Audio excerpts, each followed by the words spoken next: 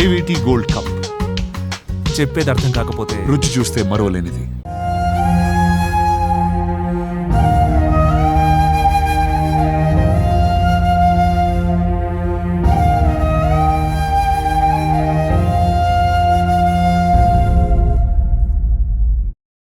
నేపాల్ వరదల్లోని దృశ్యాలవి మీరు చూసిన స్క్రీన్ మీద విజువల్స్.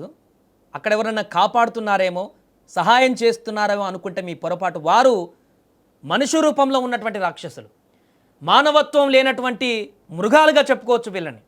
నేపాల్ వరదల్లో అనేక మంది చనిపోయి ఒడ్డుకు కొట్టుకు వస్తున్నటువంటి మృతదేహాలను చూసి చలించిపోతున్నటువంటి పరిస్థితి ఒకవైపు అయితే, ఆ మృతదేహాలని కనీసంగా మనుషుల మృతదేహాల్లాగా ట్రీట్ చేయకుండా ఆ మృతదేహాలపైన కూడా వెనకటికో శాస్త్రం ఉంటుంది. చనిపోయిన వారిపైన చిల్లరేరుకునేటువంటి వ్యక్తులు అంటారు కదా, అలాంటి వ్యక్తులు వీళ్ళు, నీచులు. చనిపోయి ఒడ్డుకు కొట్టుకు వచ్చినటువంటి ఒక మహిళ మృతదేహాన్ని చూసి జాలి పడాల్సినటువంటి దుర్మార్గులు ఒడ్డుకు కొట్టుకు వచ్చినటువంటి మహిళ జుట్టుపట్టి లాగి చెవులకున్నటువంటి కమ్మలను దొంగలించినటువంటి బంగారు కమ్మలని దొంగిలించినటువంటి మానవత్వం చచ్చిపోయినటువంటి దుర్మార్గమైనటువంటి చర్యకు పాల్పడ్డారు వీళ్ళు. జాలి కరుణ ఏమాత్రం లేకుండా కొందరు నీచులకు తెగబడ్డటువంటి పరిస్థితి. నేపాల్లో నెలకొన్నటువంటి దృశ్యాలు చూస్తుంటే గుండె బద్దలైపోతుంది. ఒకవైపు మృతుల కుటుంబాలకు సంబంధించినటువంటి వారి ఆర్తనాదాలు ఒకవైపు, మా కుటుంబ సభ్యులు మాకు తెలిసిన వారు గల్లంతయ్యారు, అడ్రస్ తెలియట్లేదంటూ ఆహాకారాలు పెడుతున్నవారు మరొక వైపు. కానీ మరికొంతమంది చేస్తున్నటువంటి ఈ పనులు మానవత్వానికి మచ్చ తెస్తున్నాయి. కొందరు నీచులు ఇప్పుడు ఇక్కడ తెగబడ్డటువంటి దారుణమైనటువంటి పరిస్థితికి సంబంధించిన వీడియో సోషల్ మీడియాలో వైరల్ అవుతున్నాయి.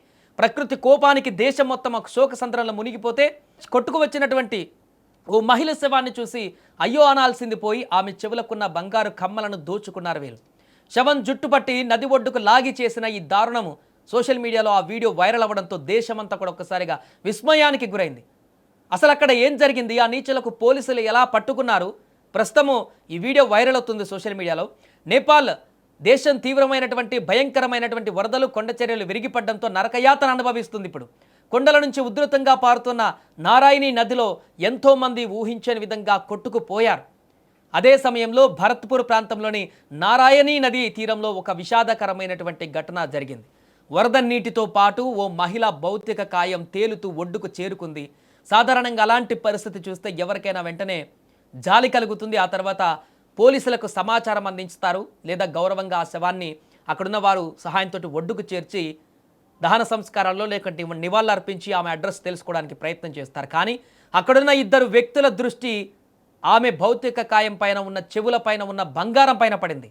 భరత్పూర్లోని పొకారా బస్ పార్క్ ప్రాంతానికి చెందిన 25 ఏళ్ల మదన్ ఘురాంగ్, 38 ఏళ్ల ఉమేష్ చౌదరి అనేటువంటి ఇద్దరు వ్యక్తులు నీళ్లలో ఉన్న ఆ మహిళ శవాన్ని కర్రల సహాయంతో శవం జుట్టు పట్టుకొని దారుణంగా ఒడ్డుకు లాగారు. ఆ తర్వాత ఏమాత్రం జాలి లేకుండా ఆమె చెవులకు ఉన్న బంగార కమ్మలను లాక్కున్నారు. ఎంత దారుణంగా లాక్కున్నారంటే, చనిపోయింది కదా మనకేం సంబంధం అన్నట్టుగా ఆ చర్మంతో సంబంధం లేకుండా రాక్షసులాగా ప్రవర్తించి లాగేశారు ఆ చివరి నుంచి. ఈ నీచులు చేస్తున్న పనిని అక్కడే ఉన్న మరొక వ్యక్తి తన మొబైల్లో రికార్డ్ చేశాడు. ఆ 41 సెకండ్ల వీడియో ఇప్పుడు సోషల్ మీడియాలో ప్రత్యక్షం అవ్వగానే క్షణాల్లో వైరల్ అయింది. వీడియో చూసిన ప్రతి ఒక్కరూ ఆగ్రహంతో ఊగిపోయారు. ఇలాంటి వాళ్ళను మనుషులా లేకుంటే ఇంకేమనాలంటూ కామెంట్లు చేస్తున్నారు. ఈ వీడియో నేపాల్ పోలీసు ఉన్నతాధికారుల దృష్టికి వెళ్లడంతో వెంటనే స్పందించారు. చిత్వాన్ జిల్లా పోలీసు ఉన్నతాధికారులు ఈ ఘటనపైన తీవ్ర ఆగ్రహాన్ని వ్యక్తం చేస్తూ నిందితులను వెంటనే అరెస్టు చేయాలని ఆదేశించారు. వైరల్ వీడియో ఆధారంగా దర్యాప్తు వేగవంతం చేసిన పోలీసులు గురువారం రోజున పొకారా బస్ పార్క్ సమీపంలో నక్కినటువంటి మదన్ ఘురాంగ్, ఉమేష్ చౌదరిలను గుర్తించి అదుపులోకి తీసుకున్నారు.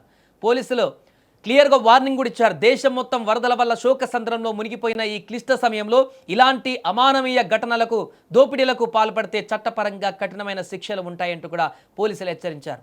ఒకసారి నేపాల్ వరదల పరిస్థితి చూస్తే గుండె తడుక్కుపోతుంది. వరదల వల్ల ఇప్పటి వరకు అధికారిక లెక్కల ప్రకారమే వందల కొద్ది మృతదేహాలు బయటకు వస్తున్నాయి. దాదాపు 1500-1600 మంది ఇంకా ఆచూకీ లభించట్లేదు. వారి మృతదేహాలు కూడా బయటికి వస్తాయేమో అనేటువంటి ఒక భయాందోళన ఇప్పుడు తీవ్ర ఆందోళన కలిగిస్తోంది. ఇక మన భారతదేశానికి సంబంధించిన ప్రజలు కూడా అక్కడ చిక్కుకుపోయారు అనేక మంది. నేపాల్ విదేశీ వ్యవహారాల శాఖ తెలిపిన వివరాల ప్రకారం సుమారు 288 మంది భారతీయుల ఆచూకీ ఇంకా లభించాల్సి ఉంది. అయితే ఇప్పటి వరకు సుమారు 200 మంది భారతీయులను రెస్క్యూ టీం సురక్షిత ప్రాంతాలకు తరలించారు. సహాయక చర్యలు ముమ్మరంగా కొనసాగిస్తున్నారు. కష్టాల్లో ఉన్నవారిని ఆదుకోవలసిన సమయంలో ఆఖరికి శవాల మీద పేలాలు ఏరుకునేలా ప్రవర్తించిన ఈ ఇద్దరు నిందితులకు ఎలాంటి శిక్ష పడాలో మీ అభిప్రాయం ఏంటో కూడా ఈ వీడియో చూసిన తర్వాత కామెంట్ చేయండి.